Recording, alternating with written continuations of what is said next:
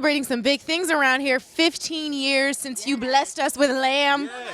What a blessing it was. You're doing a medley, right? I think so. What can you tell us? I was going to say, what can you... Like, am I supposed to talk about that? Technically, we know about it. They already were told. Oh, okay, well, you tell me. I'll talk about whatever you want. I am just so blown away that 15 years has gone by. So much has happened. I have 3 children. Like, I think back to that time period, and I think the main thing I think of is not the music, but having my first baby. And you are in the moment. You're in the joys of, like, having the little babies. It's so incredible. And I remember I was pregnant with Kingston. I got pregnant, actually, when I was going to go on the first tour, on the Love Ain't Your Music Baby tour. And it was crazy. Like, I was so sick, and I'd never done costume changes. I had the Harajuku girls. It was just this, like, and anyways, to think that he's now 13 is just craziness for me. And I know it's been 15 years, so I'm trying to do the math, but I feel like when I started writing Love Ain't Your Music Baby, it must have been like 16 years ago, you know? So it's pretty intense. I'm very proud of the album. You know, I have to ask you about the Sexiest elf skit on Fallon. How did that come together? Did they have to convince you, or were you in so quick? Oh, well, as soon as I read the script, I was like, this is hilarious. They wrote all the song ideas. And, you know, his writing staff is so good, and they're so good with music because, you know, Jimmy loves music so much and is so good with music. And so as soon as they pitched it to me, I was like, yes, we're definitely doing that. So I was having so much fun.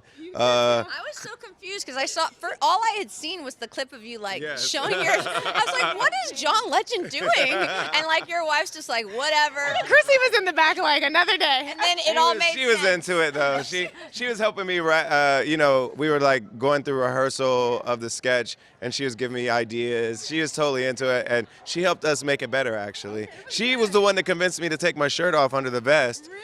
Otherwise, we had a shirt planned for it, and she's like, no, you should have your shirt off. Take your shirt off when you're sexy. I gotta tell Blake he blew it. He should have taken his shirt off. Damn it. Well, obviously the voice. I want to know why Team Gwen's taking it all the way, and then I want to know why you respectfully disagree. Well, I feel like I have narrowed down my team to 3 incredible girls. I have all different styles at the same time and different personalities. So different, you know. I have a little girl who I've been dreaming to work with, a little girl, and but she doesn't seem like a little girl. Like, she has no nerves. She has all confidence. Everything that she keeps improving.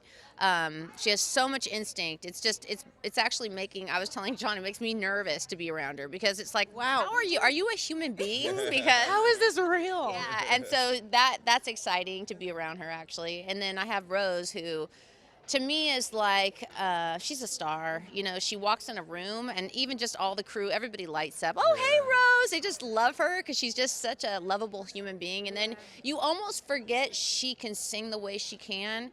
And I think that she knows how talented she is, but she kind of plays it off, and then she'll never, like in rehearsal, give it all away. So that's why I'm super excited for tonight, because I know that she's just going to be like, oh, you thought that's what I was going to do? No. And yeah, and she's just very clever with being so, like, she has a lot of acrobatics with her voice. She can do anything, but she's very tasteful. And so I'm very honored to be working with her. And she's probably like one of my soulmates in this lifetime. Really? Well, if that ain't an honor, I don't know what is. Gwen Stefani soulmate. Something about her, she's magic. And then Miracle, who at the same time, she has her own, she's just very in touch with this moment.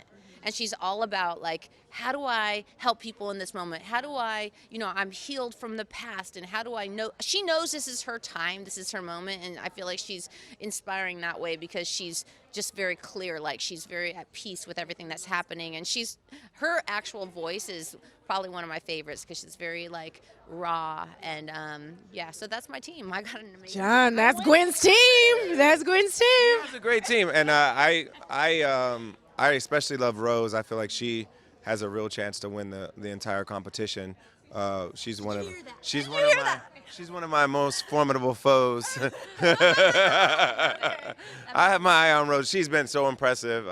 I loved her Janet Jackson rendition a couple weeks ago, and she's been doing a lot of great work. But Team John. Team Legend is strong, though. We have Will, who is so creative, so musical, so unpredictable. I just love seeing what he's going to come up with every rehearsal.